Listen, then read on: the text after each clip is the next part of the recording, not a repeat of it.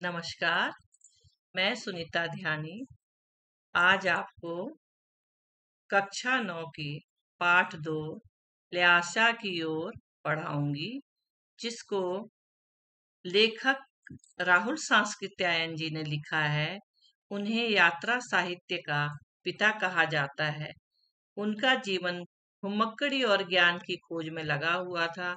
उन्होंने अपनी यात्राओं में अनेक भाषाओं, संस्कृतियों और परंपराओं का अध्ययन किया। ल्याशा की ओर राहुल सांस्कृत्यायन की यात्रा साहित्य का एक महत्वपूर्ण हिस्सा है, जिसमें उन्होंने तिब्बत की संस्कृति और बौद्ध धर्म के बारे में अपने अनुभवों का उल्लेख किया है। यह एक यात्रा वृत्तांत है। पहले राहुल सांस्कृत्यायन का नाम केदार पांडे था। वो बौद्ध धर्म से प्रभावित होकर के उन्होंने बौद्ध धर्म अपनाया और अपना नाम राहुल सांस्कृत्यायन रखा। पाठ का सार। इस पाठ में राहुल जी ने अपनी पहली तिब्बत यात्रा का वर्णन किया है, जो उन्होंने सन 1929 और 30 में नेपाल के रास्ते से की थी। क्योंकि उस समय भारतीयों को तिब्बत यात्रा की अनुमति नहीं थी, इसलिए उन्होंने यह यात्रा एक भिखारियों के छद्म भेष में की थी। लेखक की यात्रा बहुत वर्ष पहले, जब फ्री कलिंगपोंग का रास्ता नहीं बना था, तो नेपाल से तिब्बत जाने का एक ही रास्ता था। इस रास्ते पर नेपाल के लोग, साथ साथ भारत के लोग भी जाया करते थे। यह रास्ता एक ही था। यह रास्ता व्यापारिक और सैनिक रास्ता भी था, इसलिए इसे लेखक ने मुख्य रास्ता बताया है। तिब्बत में जाति पाति छुआछात का सवाल नहीं उठता और वहां औरतें पर्दा नहीं डालती हैं। चोरी की आशंका के कारण भिखमंगों को कोई घर में घुसने नहीं देता है। वहाँ छुआछात नहीं है और कोई जात पाति का भी भेदभाव नहीं है। खाली वो लोग भिखमंगों से डरते हैं और उन्हें घर में घुसने नहीं देते हैं। नहीं तो अपरिचित होने पर भी आप घर के अंदर जा सकते हैं और जरूरत अनुसार अपनी झोली से चाय दे सकते हैं। घर की बहू अथवा सास उसे अपने लिए, आपके लिए पका देगी। जो भी आप सामग्री ले जाएंगे, तो आप उन लोगों की मदद ले सकते हैं, उनके घर के अंदर जा सकते हैं। खाली भिखारी नहीं जा सकता है। परिपक्व चीनी किले में जब वह चले, तो एक व्यक्ति को 2 चिट्ठियां राहदारी दे करके थोडला के पहले के आखिरी गांव में पहुंच गए। यहाँ सुमति, जो मंगोल भिक्षु है और राहुल सांस्कृत्यायन का दोस्त है, सुमति, इसका नाम आप याद रखिएगा। पहचान तथा भिखारी होने के कारण रहने की अच्छी जगह मिली। सुमति के पहचान के कारण उनको रहने की अच्छी जगह मिली। 5 साल बाद, पहली बार तो वो भिखारी बन के गए थे, फिर भी उन्हें जगह मिल गई। 5 साल बाद वे लोग इसी रास्ते से लौटे थे, तब उन्हें रहने की जगह नहीं मिली थी और गरीब के झोपड़े में ठहरना पड़ा था, क्योंकि वे भिखारी नहीं बल्कि एक भद्र यात्री के वेश में थे। अगले दिन राहुल जी एवं सुमति जी को एक विकट डांडा ठोडला पार करना था। जगह का नाम है डांडा। तिब्बत में सबसे खतरे की जगह थी। 16-17 हजार फीट ऊंची होने के कारण दोनों ओर गांव का नामो निशान नहीं था। बहुत ऊंची वो थी, उसको डांडा कहा जाता है। डाकुओं के छिपने की जगह तथा सरकार की नरमी के कारण यहाँ अक्सर खून हो जाते थे। क्योंकि ये लोग भिखारी के वेश में थे, इसलिए हत्या की उन्हें परवाह नहीं थी, परंतु ऊंचाई का डर बना हुआ था। दूसरे दिन उन्होंने डांडे की चढ़ाई घोड़े से की, जिससे उन्हें दक्षिण पूरब की ओर बिना बर्फ और हरियाली के नंगे पहाड़ दिखे तथा उत्तर की पर पहाड़ों पे कुछ बर्फ दिखी। उतरते समय लेखक का घोड़ा थोड़ा धीरे चलने लगा, पीछे चलने लगा, और वे बाई बाई की ओर 1.5 मील आगे चल पड़े। वो सही रास्ते पे नहीं गया और वो दूसरे गलत रास्ते पे चल दिए। बाद में पूछकर पता चला, लंडकोर का रास्ता दाहिने की तरफ तथा जिसमें लेखक की देर हो गई तथा सुमति नाराज हो गया। सुमति पहले पहुंच गया सही जगह पे और लेखक नहीं पहुंच पाए, परंतु जल्द ही गुस्सा ठंडा हो गया सुमति का और वे लंगोर में एक अच्छी जगह पर ठहरे। दोनों दोस्त वे अब तिहरी के मैदान में थे, जो कि पहाड़ों से घिरा टापू था। सामने एक छोटी सी पहाड़ी दिखाई पड़ती थी, जिसका नाम तिदरी समाधि गिरी था। आसपास के गांव में सुमति के बहुत परिचित थे। वे उनसे जाकर के मिलना चाहते थे, परंतु लेखक ने उन्हें मना कर दिया क्योंकि लेखक के पास इतना समय नहीं था। और ल्यासा पहुंचकर पैसे देने का उन्होंने कहा कि नहीं, वहां नहीं जाना, मैं ल्यासा पहुंच करके आपको पैसे ज्यादा दे दूंगा, देने का वादा किया। सुमति मान गए और उन्होंने आगे बढ़ना शुरू कर दिया। उन्होंने सुबह चलना शुरू नहीं किया। अगर सुबह सुबह पहाड़ों में चलो तो वो यात्रा अच्छी रहती है, उसके बाद धूप हो जाती है, इसलिए उन्हें कड़ी धूप में आगे बढ़ना पड़ रहा था। वे पीठ पर अपनी चीजें लादे और हाथ में डंडा लिए चल रहे थे, सुमति और राहुल। सुमति एक और यजमान से मिलना चाहते थे। सुमति की बहुत जान पहचान थी, वो अपने किसी यजमान परिचित से मिलना चाहते थे, इसलिए उन्होंने बहाना बना करके शेखर विहार की ओर चलने को कहा। लेखक को शेखर विहार की तरफ चलने को कहा। तिब्बत की जमीन छोटे बड़े जागीरदारों के हाथों में बटी हुई है। इन जागीरों का बड़ा हिस्सा मठों के हाथ में है।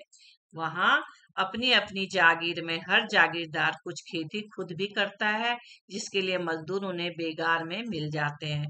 लेखक शेखर की खेती के मुखिया भिक्षु से मिले। वहां एक अच्छा मंदिर था जिसमें बुद्ध वचन की हस्तलिखित 103 पोथियां रखी थी। तिब्बत में जो है महात्मा बुद्ध के बहुत सारे मंदिर हैं और तिब्बती बौद्ध धर्म को बहुत मानते हैं जिसे लेखक पढ़ने में लग गए। इसी दौरान सुमति ने आसपास अपने यजमानों से मिलकर आने के लिए लेखक से पूछा, जिसे लेखक ने मान लिया। दोपहर तक सुमति वापस आ गए। चूंकि तिदरी वहां से ज्यादा दूर नहीं था, इसलिए उन्होंने अपना सामान पीठ पर उठाया और उनसे विदा लेकर के चल दिए। इस कहानी से हमें ये शिक्षा मिलती है कि घुमक्कड़ी और यात्रा सिर्फ एक स्थान से दूसरे स्थान तक पहुंचने का तरीका नहीं है, बल्कि यह एक व्यक्ति के जीवन के विभिन्न पहलुओं को समझने, नई संस्कृतियों से मिलने और स्वयं को पहचानने का अवसर है। राहुल सातकृत्यायन ने अपनी यात्रा के माध्यम से साहस, संघर्ष और जीवन के वास्तविक अनुभवों को अपनाने की प्रेरणा दी है। और वो बौद्ध धर्म से इतने प्रभावित हुए कि उन्होंने लंका जा करके 1930 में श्रीलंका जा करके बौद्ध धर्म अपनाया और अपना नाम राहुल सांस्कृत्यायन रखा। पहले उनका नाम केदार पांडे था। तो ये जो है कहानी, ये यात्रा वृत्तांत यही समाप्त होता है। आप मेरे चैनल को लाइक और सब्सक्राइब करें और आगे मैं आपको इसके प्रश्न उत्तर बता रही हूँ जो इस प्रकार है। इसको आप ध्यान से पढ़िए।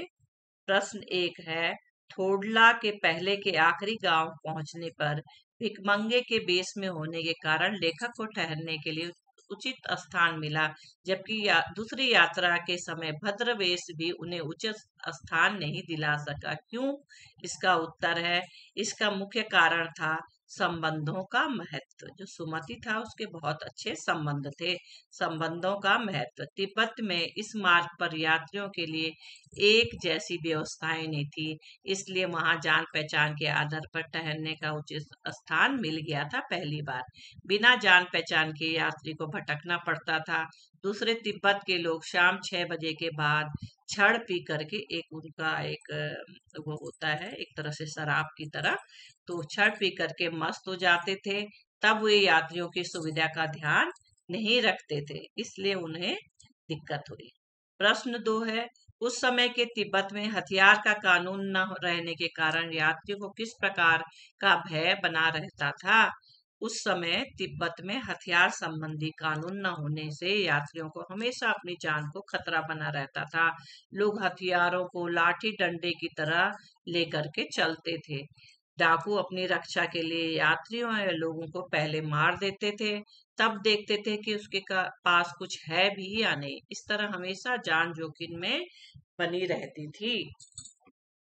तीसरा प्रश्न है, लेखक लडकोर के मार्ग में अपने साथियों के से किस प्रकार पिछड़ गया था? लेखक उत्तर है, लेखक लडकोर के मार्ग में अपने साथियों से 2 कारणों से पिछड़ गए थे। उसका घोड़ा बहुत सुस्त था। वह रास्ता भटक करके 1-1.5 मील गलत रास्ते पर चला गया था। उसे वहां से वापस आना पड़ा। प्रश्न 4 है, लेखक ने शंकर विहार में सुमति को उनके यजमानों के पास जाने से रोका, परंतु दूसरी बार रोकने का प्रयास क्यों नहीं किया? लेखक जानता था कि शंकर विहार में सुमति के यजमान रहते हैं और सुमति उनसे उनके पास जाकर के बोध गया के गंडों के नाम पर किसी भी कपड़े का गंडा दे करके दक्षिणा वसूल करते थे। इस काम में वे हफ्ता लगा देते थे, इसलिए मना कर दिया था उन्होंने। प्रश्न 5 है, अपनी यात्रा के दौरान लेखक को किन कठिनाइयों का सामना करना पड़ा? अपनी तिब्बत यात्रा के दौरान लेखक को विभिन्न कठिनाइयों का सामना करना पड़ा। एक बार वह भूलवश रास्ता भटक गया, दूसरी बार उन्हें बहुत तेज धूप के कारण परेशान होना पड़ा, क्योंकि वो देर से निकले थे, तेज धूप हो गई। प्रश्न 6 है, प्रस्तुत यात्रा वृत्तांत के आधार पर बताइए कि उस समय का तिब्बती समाज कैसा था। इसका उत्तर है, इस यात्रा वृत्तांत में पता चलता है कि उस समय तिब्बती समाज में पर्दा प्रथा, छुआछूत जैसी बुराइयां न थी। महिलाएं अजनबी लोगों को भी चाय बनाकर दे देती थी। निम्न श्रेणी के भिकमंगों को इसमें थोड़ा कहीं कहीं गलत लिखा है। निम्न श्रेणी के भिकमंगों को छोड़कर कोई भी किसी के घर में आ जा सकता था। पुरुष वर्ग शाम के समय छक पी करके मदहोश रहते थे। वे गंडों पर अगाध विश्वास रखते थे। समाज में अंधविश्वास का बोलबाला था। प्रश्न 7 है, मैं अब पुस्तकों के भीतर था। नीचे दिए गए विकल्पों में से कौन सा इस वाक्य का अर्थ बतलाता है? इसमें लेखक उत्तर होगा, लेखक पुस्तक पढ़ने में रम गया। आप इसको ल्यासा की ओर को बहुत ध्यान से पढ़ें। थोड़ा कठिन है ये पाठ, लेकिन जब आप पढ़ेंगे तो आपको तिब्बत के बारे में जानकारी मिलेगी। और ठीक है, धन्यवाद, नमस्कार।